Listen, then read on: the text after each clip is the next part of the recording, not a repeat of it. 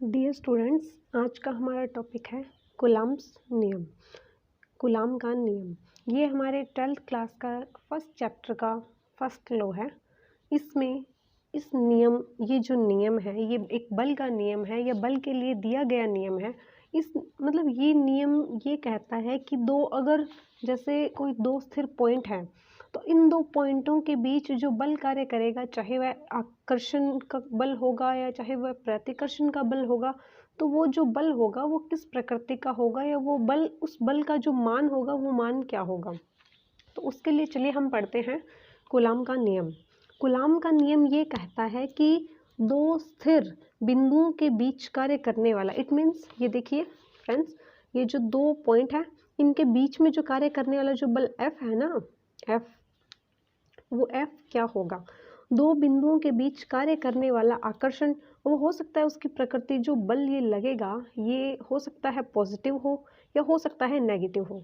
तो ये जो बल कार्य करेगा इन दोनों के मध्य जो बल होगा वो आकर्षण या प्रतिकर्षण बल, दोनों आवेशों के परिणाम, जैसे दोनों आवेश है, ये जो दोनों पॉइंट है, ये आपको पॉइंट्स दिख रहे हैं, इन दोनों पॉइंट्स जैसे Q1 और Q2, तो उन दोनों आवेशों के परिणाम, इट मीन्स Q1 और Q2 तथा उनके बीच की दूरी, तो इन दोनों पॉइंट्स के बीच की दूरी कितनी है, R।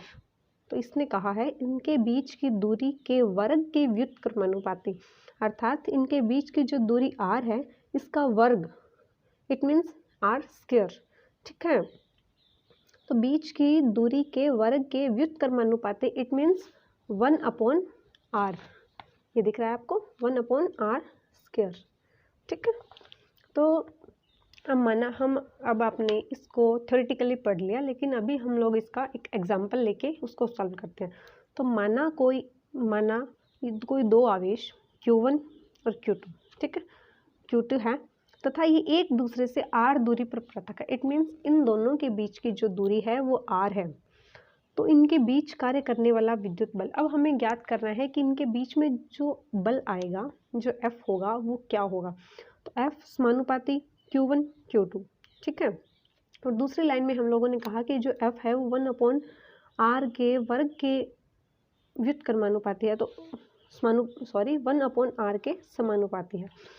तो F समानुपाती 1/R स्क्वायर। तो अब हम लोगों ने इक्वेशन 1 और इक्वेशन 2 से हम लोगों ने इसका मान निकाला, इन दोनों का मान यहाँ इनको सॉल्व किया, तो ये निकला F समानुपाती Q1 Q2 अपॉन में R स्क्वायर।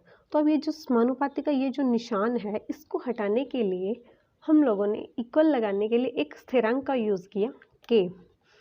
ये जो K है ना दोस्तों, ये एक समानुपातिक स्थिरांक है, ठीक है। और इस K का मान 1/में 4 पाई एप्सिलॉन होता है। और जो इसका अगर हम लोग मान करें, जैसे मान निकालें, जैसे नंबरिक मान निकालें, तो इसका मान 9 × 10⁹, और इसकी जो इकाई होती है ना, यूनिट जिसको हम लोग बोलते हैं, ये वो यूनिट है newton metre square upon coulomb square, ठीक है दोस्तों। अब आप सोच रहे होंगे कि हम लोगों ने यूनिट कैसे निकाल दी। तो ये जो इक्वेशन हम लोगों को दे रखी है, ये जो दिख रही है, इस इक्वेशन के अंदर अगर हम लोग F जो R स्क्वायर इसको इस साइड ले जाएंगे तो FR square upon Q1 Q2, तो इससे ये मान निकल जाएगा, ठीक है। और जो K, ये जो आपको ये जैसे जो K का मान है इसमें ये है 4 पाई और ये है एप्सिलॉन, इसको हम बोलते हैं एप्सिलॉन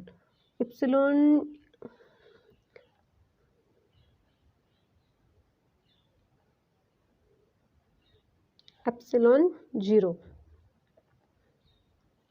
तो दोस्तों ये एप्सिलॉन 0 है, और अगर इसका मान जैसे एप्सिलॉन 0 होता है ER, और अगर यही ER होता है ER, तो ER जो होता है, जो ये E0 एप्सिलॉन 0 का जो यूज़ किया जाता है ये एक निर्वात के लिए किया जाता है। और जब इन दोनों Q1 और Q2 के मध्य कोई माध्यम भर दिया जाता है तो उसके लिए उसके जगह पे यहाँ एप्सिलॉन के जगह ER का यूज़ होता है, जिसे परावैद्युतांक भी कहते हैं। तो फ्रेंड्स, आज का ये हमारा टॉपिक था, और कल हम इसका जो सदिश निरूपण है वो करेंगे। Thank you.